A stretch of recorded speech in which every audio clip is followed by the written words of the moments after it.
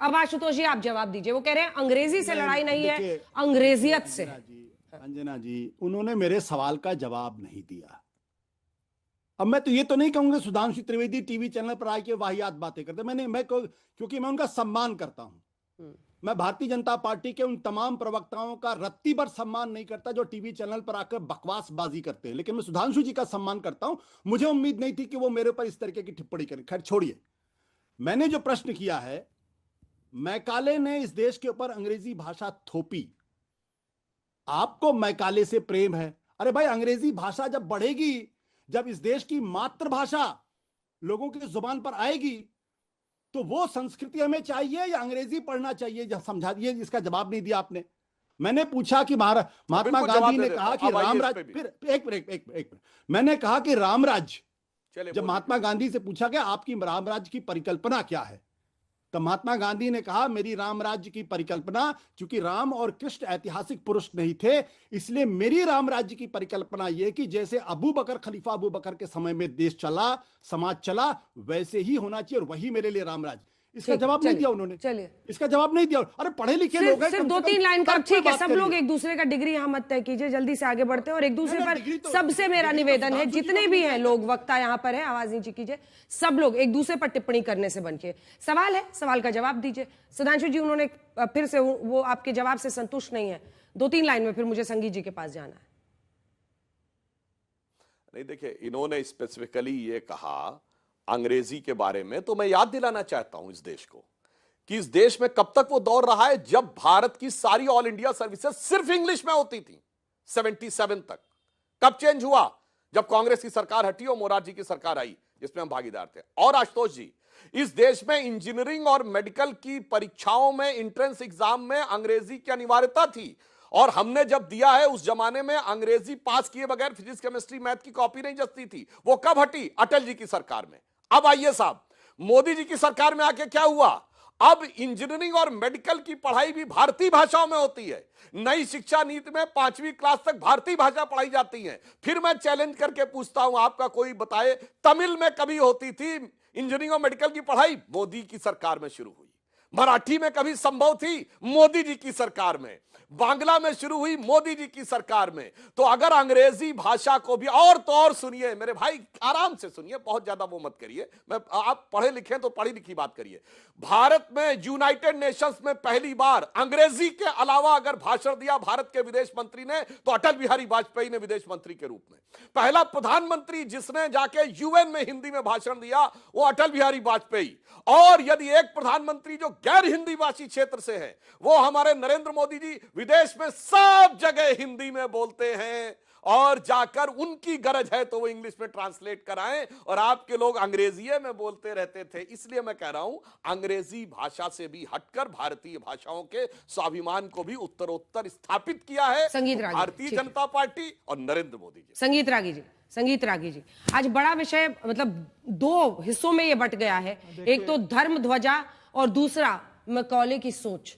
अगर ये कहा जाता है कि मैकाले की सोच जो है वो कहीं ना कहीं एक गुलामी मानसिकता ला रही है, तो उस पर तो आप देख ही रहे हैं, आशुतोष जी सहमत नहीं है। और अगर ऐसा वाकई है तो मूल चूल परिवर्तन करने की वो बात कर रहे हैं। आशुतोष को अपने लिए अपना शब्द चुन लेना चाहिए, लेकिन मैं हरिजन में डॉक्टर गांधी जी को कोट कर रहा हूं। उन्होंने कहा कि यदि राम और कृष्ण आदर्श नहीं हो सकते और अंबेडकर उन्हें नहीं ऐसा मानते हैं, तो अंबेडकर हिंदू धर्म छोड़ने के लिए स्वतंत्र हैं। ये कहने की क्षमता सिर्फ और सिर्फ गांधी में थी। दूसरी बात मैं कह दूं कि उनको नई जो शिक्षा नीति है उसका ड्राफ्ट पढ़ लेना चाहिए, जैसा कि अभी सुधांशु त्रिवेदी जी ने कहा। तीसरी बात, अयोध्या के सांसद को पटका पहना दिया गया था रामनवमी। उन्होंने पटका उतार करके जानबूझकर, पता है क्या बोला था? अरे तो गलती, उन्होंने पहना दिया, उस समय हम क्या करते, हम रख दे। उनको मुसलमानों के वोट का डर सता गया और पटका उतार करके उन्होंने दिया। अब आता हूं मूल बिंदु पर। देखिए, राम ही राष्ट्र है और राष्ट्र ही राम है। हर राष्ट्र का उसका एक गुरुत्व केंद्र होता है। भारत का गुरुत्व केंद्र सनातन धर्म है, हिंदू संस्कृति है और हिंदू सभ्यता है। राम मंदिर मूवमेंट के समय यह अभियान शुरू हुआ था, उसका बीज दिया गया था, और पिछले 11 वर्ष में नरेंद्र मोदी के राजकाल में वो एक वृक्ष बनकर के खड़ा हुआ है। आने वाले दिनों पर उन लोगों के जरूर छाती पर, कलेजे पर सांप रहेंगे जिन्होंने भारत को गजवाए हिंद करने की चेष्टा की या वेटिकन के एजेंट को भारत में आरोपित कर करके पूरा का पूरा नॉर्थ ईस्ट क्रिश्चियनाइज कर दिया, पूरा का पूरा जो है वो जो हमारे सुदूर क्षेत्र थे, वनवासी क्षेत्र है, उसको क्रिश्चियनाइज करने का काम किया। उनके लिए ये जरूर परेशानी का विषय है। राम के बगैर इस राष्ट्र की कल्पना नहीं की जा सकती है। इस्लाम नहीं हो चलेगा, उसके बगैर भारत की कल्पना थी और उसके आधार पर भारत की कल्पना की जा सकती। देखिए, हिंदू धर्म यही सिखाता है।